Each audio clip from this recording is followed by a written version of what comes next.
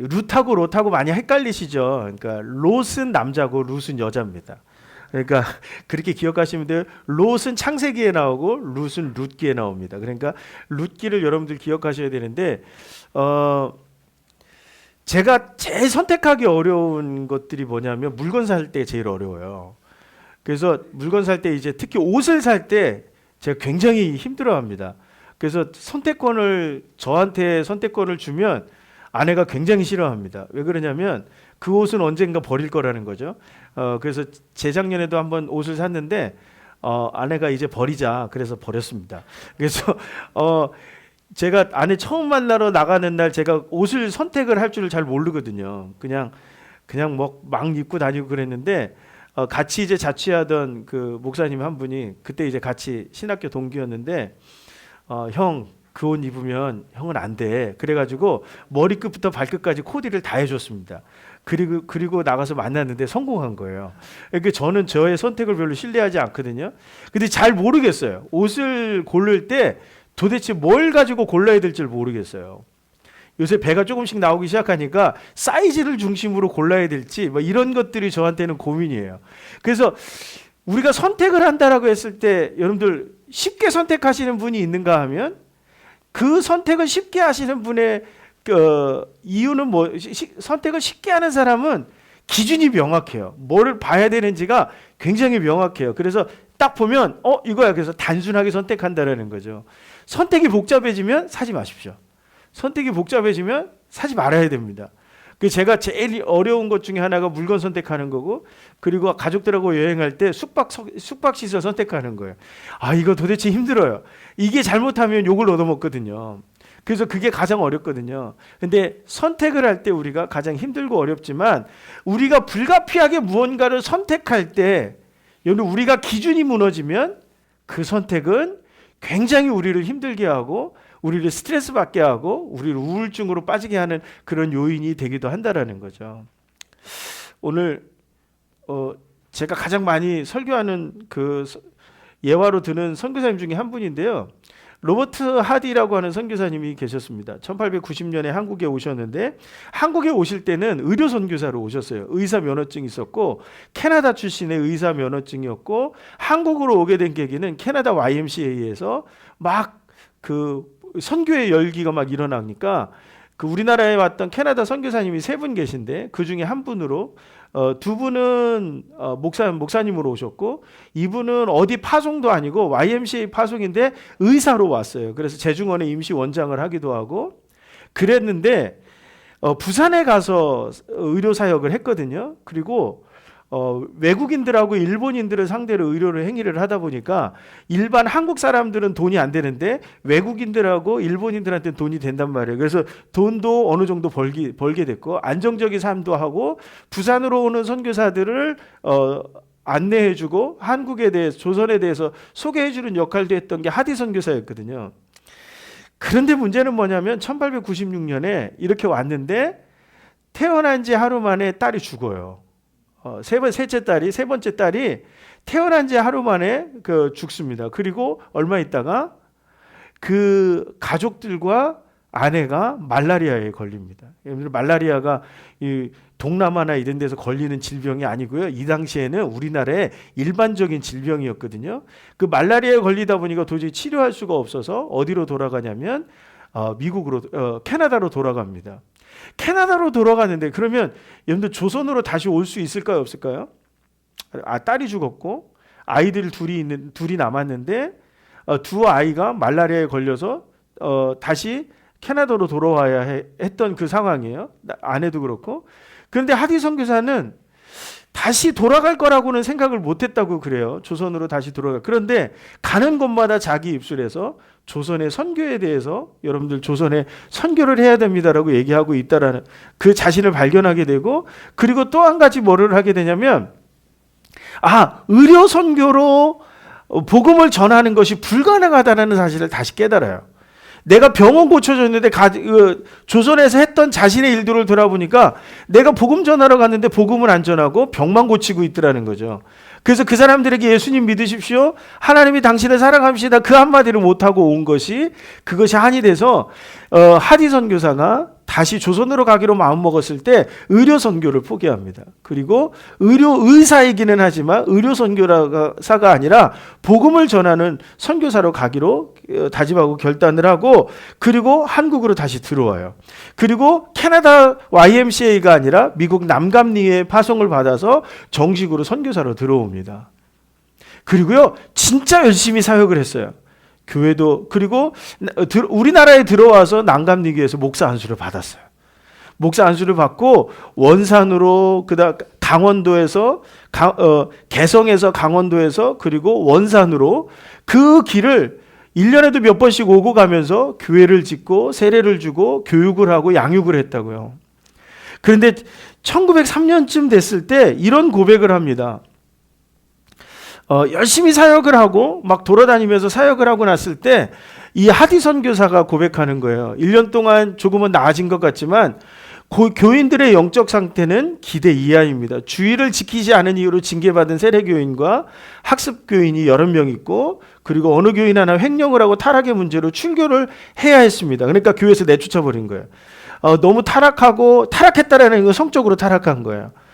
이런 것들이 너무 많다 보니까, 그리고 있는 사람들마다 너무나 부도덕한 사람들이 너무 많은데 이 사람들이 뭐예요? 해결되지 않는 거예요.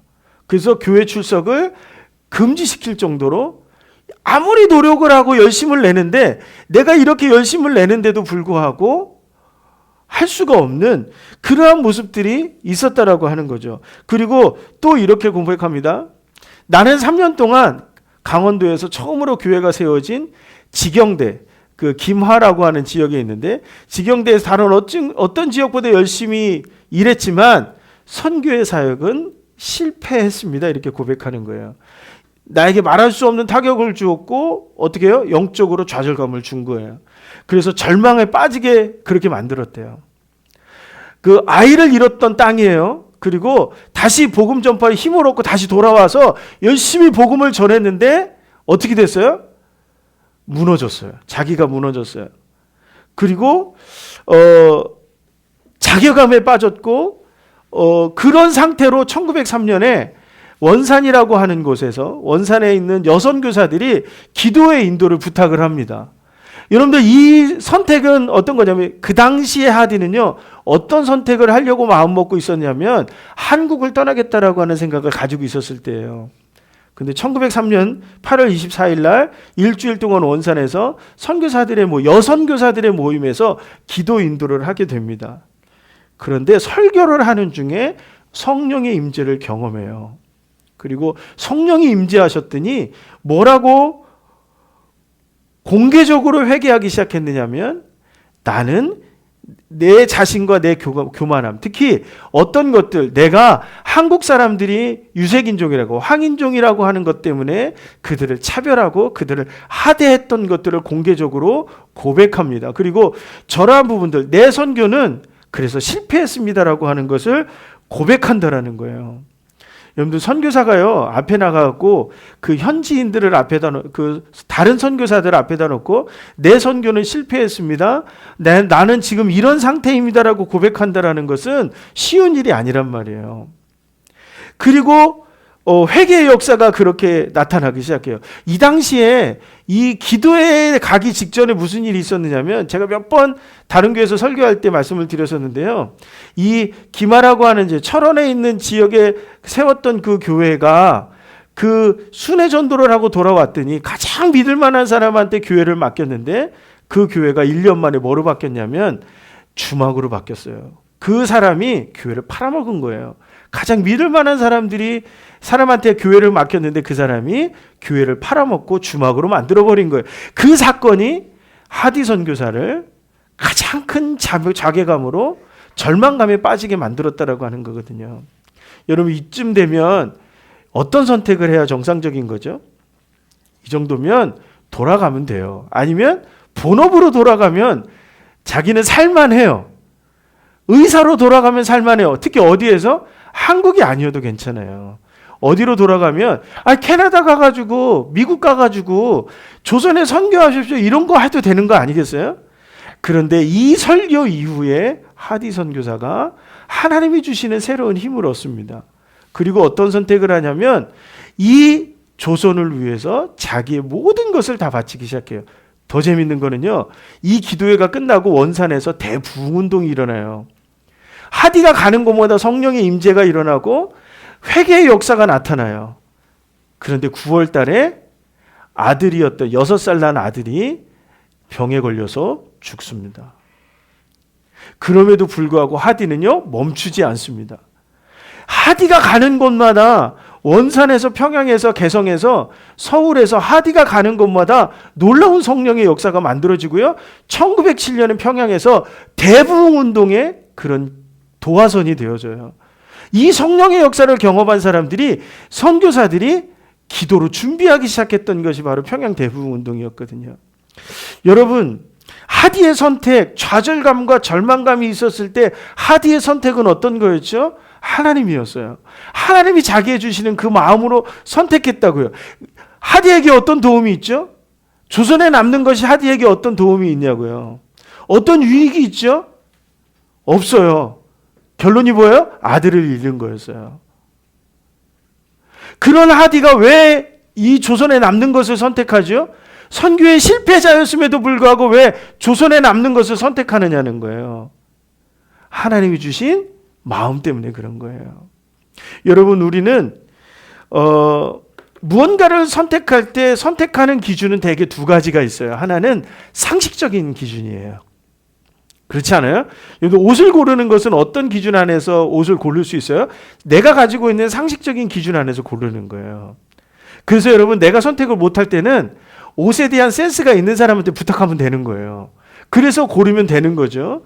그리고 우리가 무언가를 선택할 때 우리는 대개 어떤 선택을 하게 되냐면 상식적인 것으로 생각하고 선택을 한다라는 거예요. 하디가 상식적이라고 하면 어떤 선택을 해야 정상적인 거죠? 조선을 떠나거나 직종을 바꾸는 거예요. 선교사가 더 이상 아니라 의사로서 살아가면 되는 거거든요. 그런데 하디는 어떤 선택을 하죠? 조선에 남는 것을 선택하고 복음 전파자로서의 사역을, 그리고 더 강력하게 사역을 감당한다라는 거예요. 그 이유가 뭐죠? 상식적이지 않은 선택을 하디는 한다라는 거죠. 여러분, 우리는요, 어떤 선택을 해야 되는 사람이냐면 상식적인 선택으로 물건을 고르는 거라든가 어디를 간다라는 거를 하는 것은 상식적인 선택을 해야 돼요. 그러나 내 인생의 길을 걸어가는 데 있어서 중요한 선택을 할 때는 상식적인 선택보다는 영적인 선택을 해야 된다는 거예요. 그 영적인 선택을 가장 잘 보여주는 성경의 인물 중에 하나가 바로 룻이라고 하는 거죠.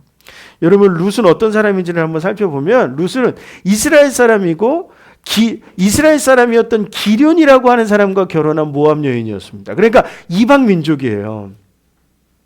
이방 민족이고 이스라엘 사람과 이렇게 섞이기 어려운데도 불구하고 이 기련이라고 하는 사람과 결혼을 했던 인물이었다라는 거죠. 그의 시아버지는 엘리멜렉이었고 어머니는 나오미였습니다. 태강아, 어머니가 누구였다고? 나오미였습니다. 그리고 시아버지는 엘리멜렉이에요. 엘리멜렉과 시아버지 사이에 두 아들이 있었거든요. 말론과 기련이에요. 말론과 기련이 둘 다 이방 여인과 결혼을 했습니다. 원래 베들레헴에서 살았었는데 이 가뭄이 너무 심해가지고 모압 지방에 가서 살다 보니까 말론과 기련이 모압 여인과 결혼을 하게 된 거거든요. 근데 문제는 뭐냐면 시아버지였던 엘리멜렉이 병으로 죽은 거예요. 그런데 얼마 있다가 두 아들이었던 말론과 기련도 죽었단 말이에요. 여러분들, 지금은 그래도 더 문제가 안 되지만 100년 전에 우리나라도 그렇고, 그리고 2000년보다 더 오래전에 이 이스라엘도 그렇고, 과부가 세상을 혼자서 살아간다라는 것은 불가능합니다. 그래서 과부에게는 언제나 누가 필요했냐면 조력자가 필요했어요. 그 조력자가 도와주지 않으면 과부는 혼자서 삶을 살아갈 수가 없어요. 직업을 가질 수도 없고 먹고 살 수가 없으니까 어떻게 해요? 곡식 나달을 걷어다가 살거나 허드렛 일을 해서 살거나, 그것이 전부였던 것이 과부의 삶이었거든요. 그러니까 시어머니였던 나오미의 입장에서는 도저히 남편 없이, 아들 둘 없이 살아가기는 불가능하죠. 더군다나 이방인들의 땅이었던 모압 땅에서 살아가기는 굉장히 어려웠다라는 거죠. 그랬을 때 어떻게 합니까? 베들레헴으로 돌아가기로 결정해요. 근데 문제는 누구냐면 첫 번째 말론의 아내였던 오르바하고 둘째 기련의 아내였던 룻하고 이 두 며느리가 문제인 거예요. 이방인으로 베들레헴에서 이스라엘에서 살아간다는 건 더 어려워요. 과부로 이방인 과부로서 살아간다라고 하는 것은 자신의 삶으로는 만약에 어떻게 해서 새로운 결혼을 해서 나간다라고 하는 것도 불가능한 것이라는 거죠. 그러니까 그래서 시어머니였던 나오미가 선택할 수 있는 결정권을 줍니다. 이 나오미가 주었던 결정권은 그거예요. 나랑 같이 가는 것을 나는 원하지 않는다라는 거예요. 너희가 나랑 같이 베들레헴으로 가는 것을 원하지 않고 오히려 어떻게 해요? 이방 땅이었던 이 모압 땅 너희들의 고향에 남아서 다시 결혼을 하라는 것이 나오미의 생각이고 그것이 어떤 생각이에요? 상식적인 생각이에요. 여러분 그렇지 않습니까? 오늘 두 며느리의 선택이 있거든요. 오르바의 선택과 룻의 선택이에요. 오르바의 선택은 어떤 거였을까요? 굉장히 상식적인 선택을 합니다. 여러분이라면 어떤 선택을 하셨겠어요? 여러분이라면 저는 오르바예요. 그럼 내가 살아야 될 거 아니에요. 그런데 베들레헴으로 나오미 시어머니를 따라가면 살 수가 없는 거예요. 이방인으로서의 굴욕적인 삶을 살아야 될 뿐만 아니라 과부로서 살아간다는 것은 더더욱 어렵다는 거죠. 조력자를 만나기도 어려운 거예요. 오르바는 굉장히 상식적인 선택을 합니다. 그래서 어디로 돌아가겠다고요? 울면서. 여러분들 오르바는요 욕먹을 사람이 아니에요. 오르바는 시어머니를 바라보면서 떠날 때 울면서 떠나거든요. 왜요? 시어머니로부터 받은 사랑이 있는 거예요. 좀 특이하죠? 우리나라 사람들이 이해할 수 없는 시어머니하고 헤어지는데 막 너무 너무 좋아해야 되는 것이 상식일 것 같은데 너무 슬퍼하고 너무 힘들어요. 그만큼 사랑을 베풀어 줬고 그만큼 나오미로부터 받은 은혜가 있는 거죠. 그런데 오르바는 어머니 하면서 울면서 모압 자기 고향으로 떠난다고요. 저도 여기에 한 표를 던지고 싶어요. 그런데 룻은 전혀 다른 선택을 해요. 무슨 선택을 하냐면 우리가 말씀에서 읽었던 것처럼 뭐냐? 어머니의 하나님이 나의 하나님이 되고 어머니의 사시는 그곳에서 내가 살겠다라고 고백하거든요. 무슨 얘기일까요? 상식적으로는 남는 것이 맞지만 모압 땅에 남는 것이 맞지만 무엇을 발견한 거예요? 룻은 자기가 결혼하고 이 집에 들어오면서부터 무엇을 발견했냐면 나오미의 하나님을 발견한 거예요. 나오미의 하나님을 발견했고 그 하나님이 얼마만큼 신실한 분이신지를 누구는 본 거예요? 룻은 봤다는 거예요. 오르바는 못 봤을까요? 저는 오르바도 봤다고 생각해요. 그러니까 나오미를 바라보면서 안타까워하는 것이죠. 그런데 오르바의 선택은 어떤 거예요? 하나님보다는 내 삶의 길을 선택하면서 살아갔다. 여러분들 이거를 제가 왜 오르바를 함부로 뭐라고 할 수 없다라고 얘기하느냐면 내 삶의 길을 내가 선택하는 거잖아요. 그렇죠? 그런데 우리가 선택을 할 때 가장 중요한 것 중에 하나는 뭐냐면 우리가 무엇을 선택하잖아요. 그 선택의 책임을 누가 지는 거예요? 내가 지는 거예요. 그래서 우리가 선택을 신중하게 하라고 말하는 거죠. 그리고 무엇을 바라보고 선택하느냐라고 하는 거예요. 근데 룻기에서 우리가 눈여겨봐야 될 게 뭔지 아세요? 룻은요 이렇게 나오미를 따라가겠다고 선택을 하고 나서 룻기 4장까지를 다 읽어보면 어떤 이야기가 나오냐면 룻은 한 번도 후회하지 않아요. 베들레헴으로 돌아갔을 때 그럼 룻이 윤택한 삶을 살았을까요? 나오미를 따라 윤택한 삶을 살았을까요? 하디가 저 선택을 했을 때 조선에 남겠다고 선택했을 때 윤택한 삶을 살았을까요? 아니라는 거죠. 시련은 또 오더라는 거예요. 아들이 죽잖아요. 하디는. 그러면은 그 룻은 어떤 시련이 와요? 가나안의 굴레를 벗어나지 못한다고요. 그런데 오늘 룻이 뭐라고 고백합니까? 16절에서 그렇게 얘기하죠. 내게 어머니를 떠나며 따르지 말라고 강권하지 말라는 거예요. 이 선택은 누구의 선택인 거예요? 내 선택인 거예요. 내 선택인데 나는 지금 어디를 바라보고 있느냐면 어머니가 가시는 곳에 나도 갈 거고 어머니가 머무는 곳에 나도 머물 거예요. 어머니의 백성이 내 백성이 될 거고 어머니의 하나님이 나의 하나님이 될 거예요. 이거는 전적으로 어머니의 선택에 의해서 이루어지는 문제가 아니라 내 선택에 의해서 이루어지는 문제라는 거예요. 이 선택을 통해서 내는 내 삶을 어떻게 했다고요? 내가 책임지겠다라는 거예요. 룻이요, 정말 대단한 여자예요. 이런 여성이 성경에 기록되어 있다라고. 그래서 다윗의 증조 할머니가 되는 거죠. 다윗의 족보에 룻의 이름이 들어갈 수밖에 없는 거예요. 예수님의 족보에도 들어갈 수밖에 없는 거예요. 짧게 만났던 그 하나님이 나의 하나님이 되니까 어떤 것도 내가 견디고 이길 수 있다라고 하는 믿음이 이 안에 생겼다라는 거예요. 여러분, 오늘 우리가 기억해야 될 것이 있어요. 무언가를 선택할 때 무엇을 먼저 바라보라고요? 하나님을 바라보라는 거예요. 하나님을 바라보고 하나님이 내게 주시는 마음을 먼저 내 안에 품고 선택하라는 거죠.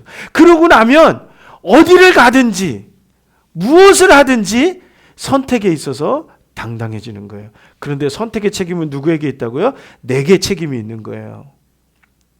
근데 가만히 보면 어떤 거냐면 룻이 하나님을 선택했잖아요. 하나님을 선택했는데 룻이 하나님을 선택하는 순간 하나님도 룻을 선택한다는 사실입니다. 갔더니 어떻게 돼요? 베들레헴으로 가서 쫄쫄쫄쫄 굶게 되었을 때 누구를 만나요? 조력자가 되는 보아스를 만난다고요. 보아스를 만나서 누구와 결혼을 하게 돼요? 이방 여인이 유다 자손의 보아스를 만나서 유력한 재산가였던 보아스를 만나서 결혼을 하게 된다고요. 그것도 한 번 결혼했던 과부가 이방인이 그렇게 해서 어디의 족보에 들어가요? 다윗의 족보에 들어가고 이스라엘 정통의 족보에 들어간다고요. 어머니의 백성이 내 백성이 된다라고 하는 그 믿음이 실제로 누구를 통해서 이루어지는 거예요? 하나님을 통해서 이루어지는 거예요. 여러분, 우리가 하나님을 선택했을 때 우리에게 주어지는 것이요, 막 풍성하고 부여로운 것이 아닐 수도 있단 말이에요. 때로는 고난이고 시련일 수도 있단 말이에요. 그런데 우리가 하나님을 선택하는 순간 하나님도 우리를 선택하신다라고 하는 그 믿음이 룻에게 있었던 것처럼 오늘 우리에게도 있어야 돼요. 그래서 무엇을 두려워하지 말라고요? 고난을 두려워하지 말라고요.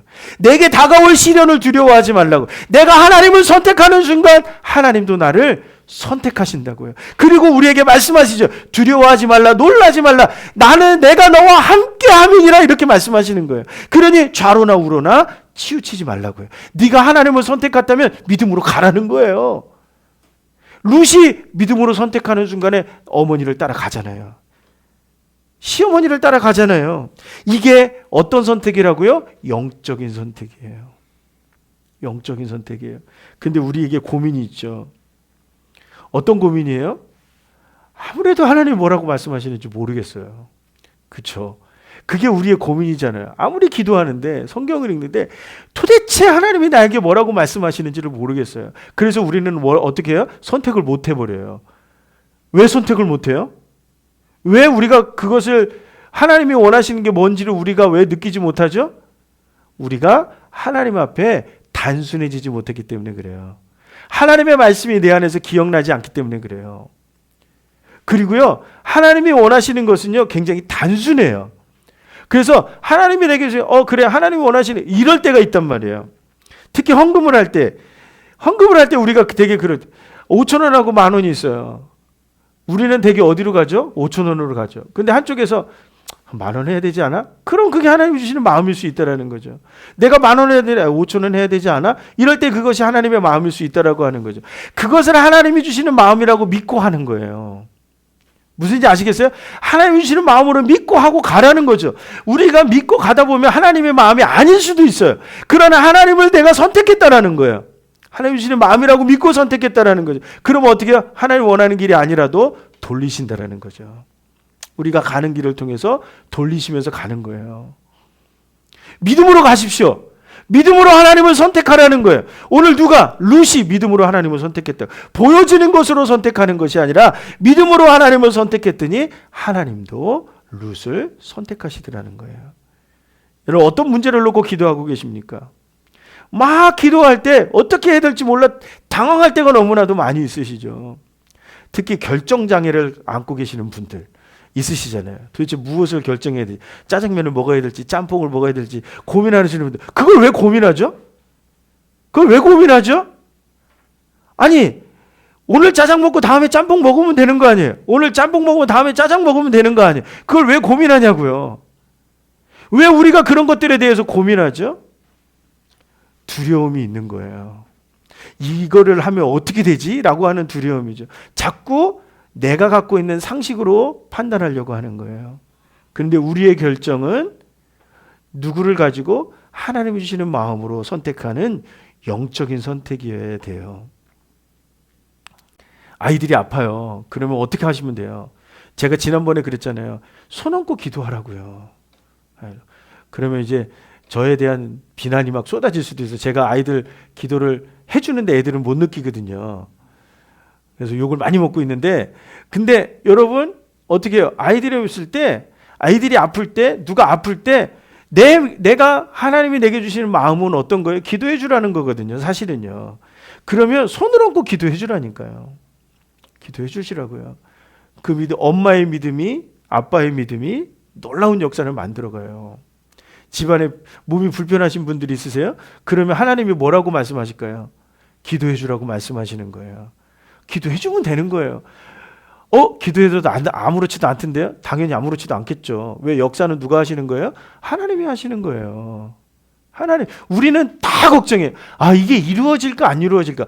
뭐 헌금할 때도 내가 이렇게 헌금하면 이거 채워질까 이거 고민하고, 뭐 할 때 이거 하면은 우리가 망하지 않을까 고민하고, 이거 다 고민하다가 선택을 못 한단 말이에요. 왜 고민하시죠? 우리의 일을 이루시는 분은 하나님이신데 우리는 선택할 뿐이죠. 하나님이 주시는 마음이 어떤 것인지를 가지고 선택할 뿐이라는 거예요. 제가 예전에 그 청년들 데리고 단기 선교 나갈 때 보면 아이들이 막 고민해요. 단기 선교를 가야 될지 말아야 될지, 가야 되는데 옛날에 몽골 갈 때 100만 원씩 냈거든요. 100만 원을 내야 되면 100만 원이 없는데 어떻게 돼? 야, 일단 가겠다고 결정하고 나서 고민해라.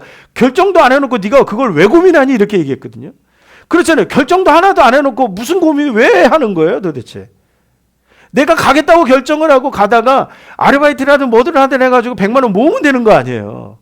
단순하게 보는 거죠. 중요한 건 어떤 거예요? 내가 하나님을 믿고 선택하고 결정하느냐라고 하는 거예요. 그래야 그때부터 뭐가 시작돼요? 하나님의 선택과 역사가 시작되는 거예요. 저는 우리 채움교회가 어떤 일을 하든지 하나님을 선택해서 하나님이 기뻐하는 거, 하나님이 원하시는 거, 하나님이 원하면 뭐든지 할 수 있는 거예요. 그렇잖아요? 단기 선교요? 가면 되는 거예요. 복음 전하는 거 하면 되는 거예요. 뭐 때문에 못하는 것이 아니라 하겠다고 마음 먹고 결정하면 하나님이 이루실 거라고 믿고 가는 거죠. 못하면 안 되면 어떻게? 안 되면 마는 거죠. 안 되면 마는 거죠. 내가 하나님을 선택했는데 하나님이 막으시면 안 하면 되는 거죠. 그렇지 않겠어요? 그런데 우리는 그거에 대한 두려움이 있다고요. 근데 오늘 룻은 어떻게 했어요? 그 두려움을 이기고 결단합니다. 두려움을 이기고 결단하고 정말 오지와 같은 베들레헴으로 들어간다고요. 가나안의 땅이고 눈칫밥을 먹어야 되는 그런 땅으로 들어간다고요. 어머니의 하나님이 나의 하나님이시기 때문에. 오늘 우리의 믿음이 이런 믿음이기를 소망합니다. 날마다 우리의 결단이 상식적인 결정일 수도 있겠지만 영적인 선택이고 하나님이 원하는 것을 선택하는, 하나님을 선택하는 삶이 되기를 소망합니다. 한 주간 우리에게는요, 좋은 일만 생길 거라고 생각하지 않습니다. 어려울 것도 있고 힘들 것도 있어요. 그럴 때 누구를 선택하라고요? 하나님이 주시는 믿음을 선택하시고 하나님을 선택하십시오. 하나님을 의지하십시오. 하나님을 붙잡으십시오. 그러면 그 시련을 이길 수 있어요. 시련을 이기고 하나님을 선택했던 하디가 한국 기독교 역사에 가장 중요한 역할을 하는 인물이 될 수 있었던 것처럼 이 룻이 하나님을 선택함으로 예수 그리스도의 족보 안에 기록되어지고 다윗 왕가의 족보에 기록되어지는 이방 여인이 될 수 있었던 것처럼 오늘 우리가 하나님을 선택할 때 하나님도 우리를 선택하시고 들어 쓰실 줄로 믿습니다. 하나님의 역사가 나타날 줄로 믿습니다. 이번 한 주간 여러분 그 믿음 가지시고 이기시고 승리하시는 저와 여러분들이 되시기를 주님의 이름으로 간절히 축원합니다.